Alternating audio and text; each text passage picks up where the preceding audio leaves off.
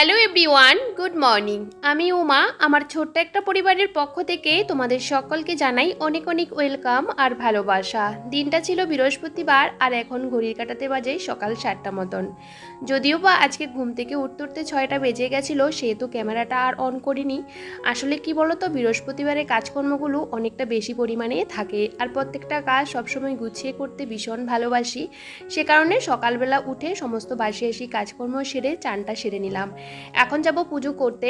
আর বৃহস্পতিবারে প্রত্যেকটা বাড়ির বউদের কিন্তু একটা ব্যস্ততম সকাল বলতে পারো।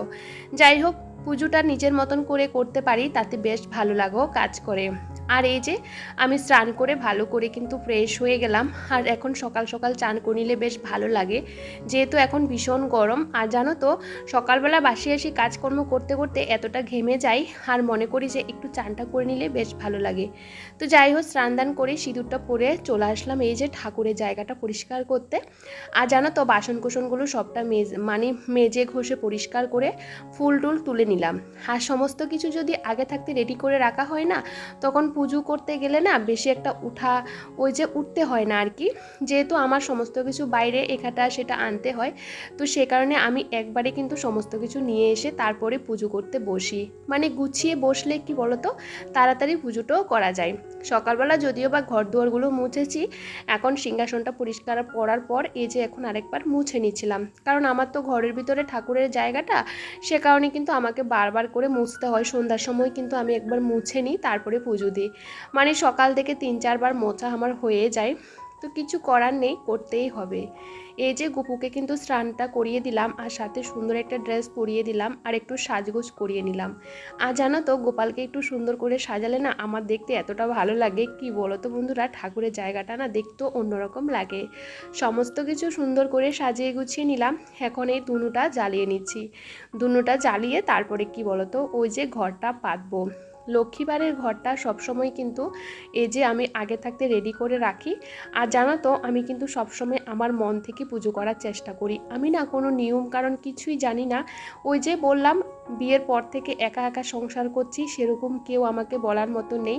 দেখবে আমরা বিয়ের আগে লাইফস্টাইলটা অন্যরকম থাকে, বিয়ের পর সম্পূর্ণ আলাদা হয়ে যায়। তবে এই যে নিজের মতন করে সবটা করারও চেষ্টা করি, আর দেখবে মন থেকে আমরা যাই করি না কেন সেটা কিন্তু ভালোও হয়। আর একটা বাড়ির বউ সবসময় সংসারের মঙ্গলের কথা চিন্তা করে। আর অনেক সময় ছোট্ট ছোট্ট নিয়ম পালনে যদি আমাদের সংসারে যদি লক্ষ্মীশ্রী যদি আসে, তাতে কিন্তু কোনো রকম ক্ষতি হয় না। যাই হোক, আমার পুজো করতে অনেকটা সময় লেগে গেছে। আর ঘরটা ওইদিকে খুব সুন্দর করে সাজিয়ে গুছিয়ে বসিয়ে দিয়েছি। আর পুজো করতে না লক্ষ্মীবারে একটু বেশি দেরি হয়। মানে 1 ঘন্টা কিন্তু ঠাকুরের জায়গার সামনেই চলে যায় সমস্ত কিছু গোছাতে, তারপরে পরিপাটিভাবে পুজো করতে একটু তো সময় লাগে। তবে জানো তো বন্ধুরা, তবে পুজো করতে তো একটু সময়ের দরকার। যখন থেকে ভালো মন্দ শিখেছি তখন থেকে মনে হয় যে এই যে ঠাকুরের জায়গাতে একটু যদি বেশি করে বসতে পারি, তখন মনের মধ্যে আলাদা একটা শান্তিও কাজ করে। যাই হোক, আজকে বৃহস্পতিবার, সে কারণে ধুনুটা জ্বালিয়ে নিলাম। আর জানো তো, ধূপের গন্ধ আমার বেশ ভালোই লাগে। তো এখন তুলসী তলাতে চলে আসলাম। আর চারপাশে না তুলসী গাছের অনেক ছোট ছোট চারা বেরিয়েছে আর কি। কী করবো আমি বুঝতে পারছি না, কারণ এতটা চারা বেরিয়েছে, তুলসী গাছটা চারপাশটা মানে কেমন একটা হয়ে আছে। তো ভাবলাম কিছু চারা না তুলে দেবো আর কি। তো যাই হোক, এখন বাইরে দেখতে পাচ্ছ রোদ উঠে পড়েছে। যতই সকালবেলা উঠি না কেন, কাজকর্মগুলো করতে করতে অনেকটা দেরি হয়ে যায়। বিশেষ করে পুজো করতে গেলে তো একটুখানি দেরি হয়। তো যাই হোক, এদিকে সকাল থেকে ছেলেকে না সেরকম কিছুই খাওয়ানো হয়নি। তো ভাবলাম চলো শুধু জল বিস্কিটটা দিয়েছি আর কি। তো বাবার বাড়ির থেকে না নারকেল দিয়েছিল অনেক দিন আগে, ওই যে দাদা বৌদি এসেছিলো তখনই। তো নারকেলগুলো ভাবলাম নষ্ট হয়ে যাবে, এত দূর থেকে নিয়ে এসেছে। আর দেখো, একটা নারকেল ভেঙেছি, কত বড় নারকেল। মা বলেছে এটা নতুন গাছের নারকেল। আমার বাড়িতে না প্রচুর নারকেল গাছ আছে, প্রায় 10 থেকে 12টা আমাদের বাড়িতে নারকেল গাছ, বুঝতে পারো অনেক নারকেল। আমাদের কখনো কিনে খেতে হয়নি, কিন্তু বিয়ের পর থেকে আমি কিনে কিনে খাই। তবে কমে খাওয়া হয়েছে, সম্পূর্ণটা বাবার বাড়ি থেকে নিয়ে আসা হয়। তো এই যে কতটা জল হয়েছে দেখতে পেলে, এটার থেকে আমার 2 গ্লাস জল হয়েছে। আমার ছেলেকে সে জলটাই খাওয়ালাম। যেহেতু সেরকম ডাব কিনে ওকে খাওয়াতে পারি না, কারণ কি বলতো, ওই যে সেরকম বাজারঘাটে যাওয়া হয় না। তো আগে কি বলতো আমাদের পাশের বাড়ি থেকে নিয়ে আসতাম, এখন ওদের বাড়ি থেকে সেরকম পাওয়া যায় না আর কি, ওরা ভোরবেলা চলে যায় আর আস্তে আস্তে দুপুরে আসে, তখন পুরো ড্রাম খালি হয়ে যায় আর কি, তো সেরকম পাই না। তো ভাবলাম চলো এই জলটা পুরোটাই ওকে খাইয়ে দিই। আর ও আমার কাছে বায়না করেছে কি বলতো বন্ধুরা, ও যে বড়া খাবে। তো আমি কিভাবে বড়াটা ভাজবো বুঝতে পারছি না, তো একটু নারকেল দিলাম, তারপরে সুজি দিলাম, সাথে ওই যে একটু আটা দিয়ে বানিয়ে দিয়েছিলাম। তবে এটা খেতে বেশ ভালো হয়েছে, ছেলে খাওয়ার পর বলছে মাম্মা খুব ভালো হয়েছে। তবে এখন আমার ছেলে না টুকিটাকি কথা বলতে পারে, অনেক কিছু শিখে গেছে, ওর পছন্দের খাবারটাও কিন্তু ও আমাকে বলে। তবে আমি একজন মা হিসাবে চেষ্টা করি ওর এই যে চাহিদাগুলো পূরণ করার। তবে বড়াগুলো সেরকম ভালো হয়নি দেখতে, সুজির পরিমাণটা একটু বেশি হয়ে গেছিলো, কারণ সুজিটা না আমি একটু গরম করে ওই যে নরম করে দিয়েছিলাম সে কারণে। কারণ ওই যে সাথে সাথে বলেছে ও বড়া খাবে, সেহেতু ভাবলাম এভাবেই করে দিই। আর এদিকে রান্নাটা আমি বসিয়ে দিয়েছি, ডাল আর ভাত। তো ভাবলাম চলো ডাল আর ভাতটা হতে হতে আমি এদিকে বিছানাটা গুছিয়ে নিই। সকালে ছেলে একটু দেরি করে ঘুম থেকে উঠলে আমার বিছানাটা কিন্তু পড়ে থাকে। সকালবেলা দরজাটা বন্ধ করে আমি কিন্তু আস্তে আস্তে আমার সংসারের কাজগুলো সেরে নিই, কারণ ও যদি একবার ঘুম থেকে উঠে যায় তখন কাজ করতে অনেকটাই অসুবিধা হয়। তবে জানো তো সবসময় কিন্তু কাজগুলো ঠিকই করে নিই আমার মতন করে, একটু সময় বের করে। আর এই যে এখন বৃহস্পতিবারের সকালটা আমার কিন্তু রোজ দিন এমনই চলে, ওই যে সকালে উঠে সমস্ত কাজকর্মগুলো সেরে স্নান পুজোটা সেরে নিই, তবে রান্নাবান্না করতে করতে সংসারের বাকি টুকিটাকি কাজগুলো কিন্তু এভাবে করে নিই। না হলে কি বলো তো, দুপুরবেলা পুজোটা করতে গেলে না অনেকটা দেরি হয়ে যায়, তখন আর ভালো লাগে না। আমি সবসময় ঠাকুর পুজোটা সকাল সকাল দিয়ে দেওয়ার চেষ্টা করি, না হলে আমার ভালো লাগে না, যতটুকু সম্ভব পারি পুজোটা করে নিতে। আর এখন এই যে ঘরটা এখন গুছিয়ে নিচ্ছিলাম, ছেলে বললাম তো দেরি করে উঠেছিল সেহেতু গোছানো হয়নি। তো ছেলে ওঠার পর ওই যে খাবার টাবার বানিয়ে দিয়েছি, সেহেতু গুছাতে পারলাম না। আসলে কি বলতো, আমি যেহেতু একা মানুষ, যেদিকে যাই আমাকে যেতে হয়, যে ওকে একটু কেউ খাইয়ে দেবে বা রান্নাটা কেউ করে দেবে সেরকম কেউ নেই। আজকে বিয়ের এতগুলো বছর হয়ে গেছে, সবসময় নিজে হাতে রান্না করি আর সেটা আমি খাই, জানো তো একদম ভালো লাগে না। আমার মনে হয় কেউ যদি এসে আমাকে একটু রান্নাবান্না করে দিত কত না ভালো হতো, জানো তো। কারণ কি বলতো বন্ধুরা, রান্নাবান্না সবসময় নিজের হাতে খেতে খেতে একঘেয়েমি লাগে। দেখবে অনেক দিন পর যদি কেউ এসে রান্না টান্না করে খাওয়ায় তখন বেশ ভালো লাগে। তবে আমার বড় না রান্নাবান্না করতে জানেও না, তো সেহেতু আমার বরকে কখনো বলিও না, আমি আমার মতন করে রান্নাবান্না করি। তবে নিজের হাতে রান্না না খেতে একসময় না আর ভালো লাগে না। তো যাই হোক, কিছু করার নেই, রান্নাবান্না তো করতেই হবে।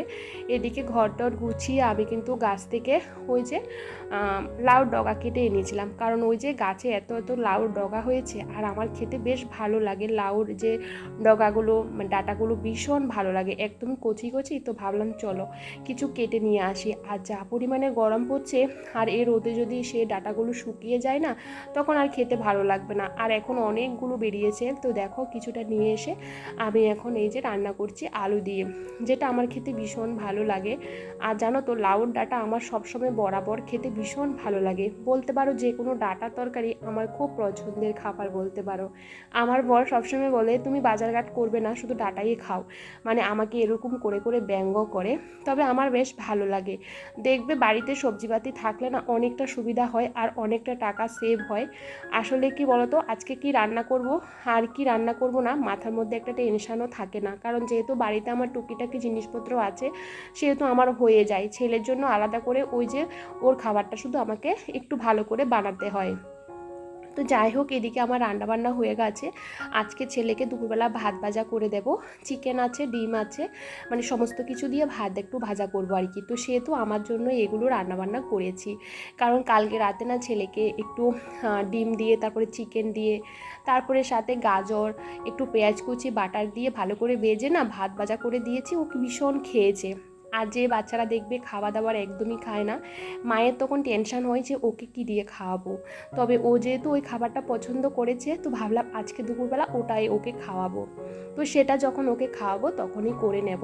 আর এই যে এখন আমি কিন্তু রান্নাঘরটাকে গুছিয়ে নিয়েছি।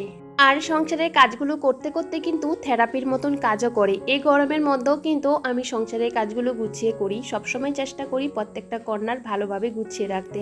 রান্নাবান্না করার পরও কিন্তু এই যে চলে আসলাম রান্নাঘরটাকে ভালো করে ক্লিন করে, এখন চলে আসলাম ঝাড় দিতে। এটা কিন্তু আমি প্রত্যেকটা সময় করি। সকালবেলাও কিন্তু সমস্ত জায়গাগুলো ভালো করে পরিষ্কার করে নিই, যেহেতু টিনের রান্নাঘর হাওয়া বাতাস দিয়ে এখন প্রচুর পরিমাণে টিনের জংও পড়ে। টিনগুলো ভীষণ খারাপ হয়ে গেছে, জং পড়ে গেছে উপরের টিনগুলো আর কি। সাইড থেকে যেহেতু অনেকটা সরে গেছে, যেহেতু আমার বর আসাতে কিছুটা ঠিক করেছে, তারপরেও কিছুটা ঠিক করতে পারেনি, তবে যেটুকু পেরেছে ও করেছে। তারপরেও জানো তো ভীষণ পরিমাণে হাওয়া দিলে অনেক কিছু পড়ে, তো সেহেতু সমস্ত জায়গাটা কিন্তু সকাল থেকে অনেকটা বার মুছতে হয়। বিশেষ করে সকালে ঘুম থেকে উঠে রান্নাঘরটাকে ভালো করে ক্লিন করতে হয়, রান্নাবান্না করার পর আবারও ক্লিন করে নিই। তবে আমি না, এটা মনে প্রত্যেকটা হাউস ওয়াইফে করে, রান্না করার পর রান্নাঘরটাকে অনেকবার করে পরিষ্কার করে রাখে। রান্নাঘর যেমনই হোক না কেন একটু পরিষ্কার পরিচ্ছন্ন করে রাখলে না দেখতেও ভালো লাগে, আর পরের বার রান্না করতেও কিন্তু বেশ ভালো লাগা কাজ করে। যাই হোক, রান্নাবান্না সমস্ত কিছু কমপ্লিট করে এখন চলে আসলাম ঘরগুলো ঝাড় দিতে। এটা কিন্তু আমি রান্নাবান্না করার পর করি। যতই সকালবেলা ঘর দুয়ার মোছামুছি করি না কেন, ঝাড়টা দিই না কেন, দেখবে দুপুরবেলা আবারও কেমন একটা হয়ে যায়, সেগুলো ঝাড় দিতে হয়। বিশেষ করে বাচ্চা কাচ্চা থাকলে তো আরও বেশি। তবে জানো তো আজকে এত পরিমাণে গরম দিচ্ছে, প্রত্যেকটা দিনে গরম দেয়, তবে অতিরিক্ত গরম একদমই সহ্য করতে পারে না।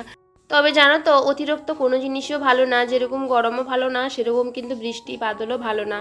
যাই হোক, এখন এই যে বারান্দাটা ভালো করে ঝাড় দিয়ে নিচ্ছি, কারণ বারান্দাটা ঝাড় দেওয়ার পর ছেলেকে স্নান দান করাবো, আবার খাওয়াবো, তারপরে ঘুম পাড়াবো। কাজ একদমই শেষ হয় না, একটা কাজের পর একটা কাজ কিন্তু হাজিরে হয়। তো বন্ধুরা, জাস্ট ফ্রেশ হয়ে একটু বসলাম।